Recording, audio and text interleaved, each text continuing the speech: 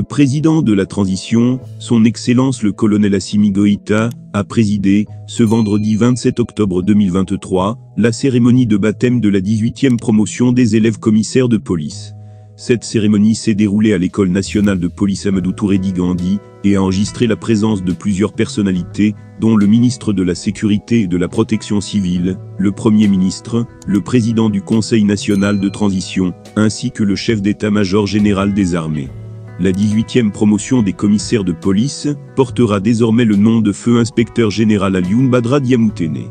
Ils sont au total 232 nouveaux commissaires, dont 34 personnels féminins, à avoir relevé le défi de 7 mois formation, pour mériter d'être propulsés à la tête de nouvelles de commandement. Lors de la cérémonie, les nouveaux commissaires ont reçu leurs épaulettes et leurs sabres, symbole du commandement, et de la galanterie des officiers.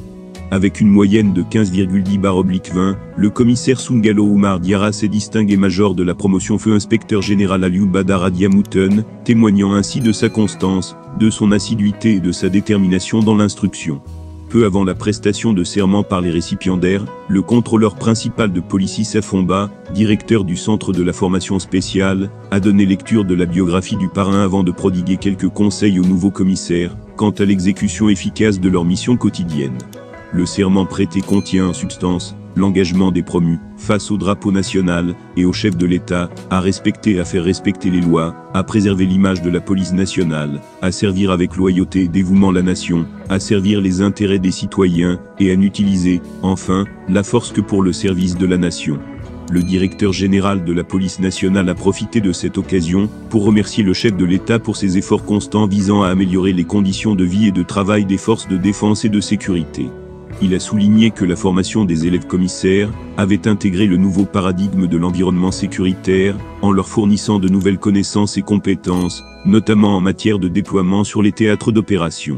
Le contrôleur général de brigade Souleymane Traore a rappelé les nombreuses activités menées par la police dans le cadre de la sécurisation du territoire national grâce à la modernisation de ses moyens d'intervention. Poursuivant, il a souligné que la lutte contre la criminalité n'autorise aucun répit, et a exhorté les nouveaux commissaires à rester vigilants. Le directeur général a également mentionné les efforts considérables du président de la transition pour équiper la police en moyens roulants et pour construire de nouveaux commissariats, une première, selon lui, dans l'histoire du Mali. Le chef suprême des armées a souligné, quant à lui, dans une interview, que la cérémonie de sortie de la 18e promotion de la police nationale est un grand jour, car elle marque un pas supplémentaire dans le renforcement du dispositif sécuritaire du pays. Il a rappelé que la police est un maillon essentiel de la chaîne sécuritaire et qu'elle interagit le plus avec les populations.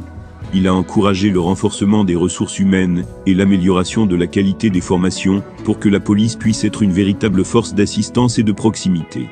Le président de la transition a salué cette cérémonie en tant que couronnement, car elle marque la première promotion des élèves commissaires après le processus de militarisation de la police, une demande exprimée par le peuple malien lors des assises nationales de la refondation en décembre 2021, a-t-il rappelé. Il a invité les nouveaux promus à prendre conscience de leurs responsabilités et à assumer leur part de leadership dans la gestion de la sécurité du pays. Il les a encouragés à incarner les mêmes valeurs que leur parrain, feu l'inspecteur général Alioune Badara Diamoutene. Une minute de silence a été observée lors de cette cérémonie en mémoire de toutes les victimes d'actes criminels et barbares, soulignant ainsi l'importance accordée à la lutte contre la criminalité et au maintien de la paix et de la sécurité dans le pays.